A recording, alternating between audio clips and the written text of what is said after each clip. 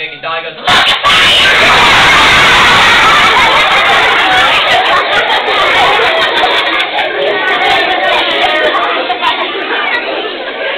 So in my head, I thought to myself, okay, there's a fire in the house. I have to save my little sister Dolly from the fire. So I came up with a plan.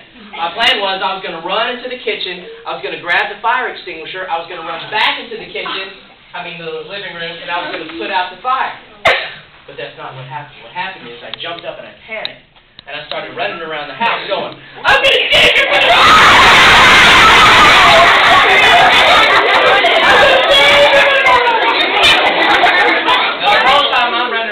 Like a crazy person, Dolly is sitting there calmly watching me. So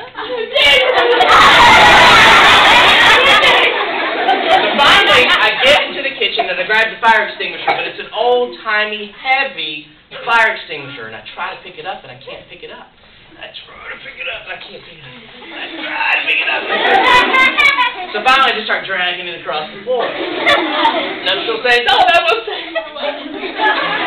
So Dolly has remained calm the whole time. And she gets up off the couch, she goes and she looks at the VCR and she sees the flame of fire. And she looks at it and she thinks. And she looks at it.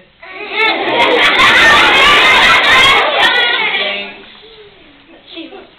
And one more time she looks at it. And she thinks that I'm still in the kitchen going, let me say right back.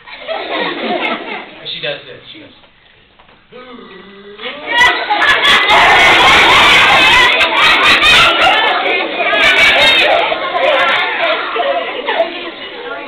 And the fire goes.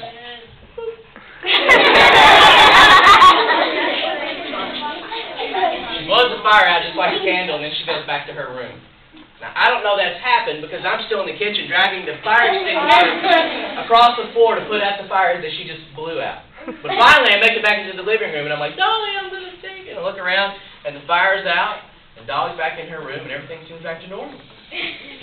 Now, by now, I'm sweating because I've been dragging this thing. It feels like it weighs 500 pounds across the floor. My voice is hoarse because I've been screaming like a crazy person. But Dolly's room is in the back of the house, so I said, Dolly! And from the back of the house, I hear,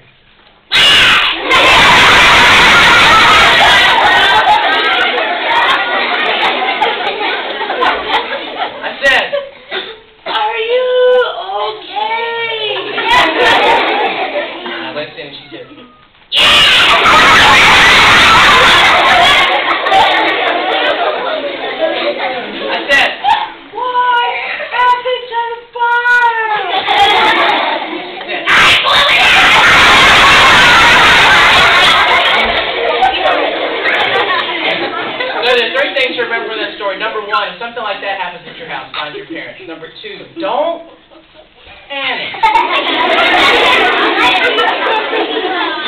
It's not going to do anybody any good if you're running around. And number three, if you can only count to 3, 2, or 1 between the lightning and the thunder, that means the storm's going to come very close to your house. As long as you're inside, you're okay, but just stay away from anything that's plugged into the wall until that storm passes. Now,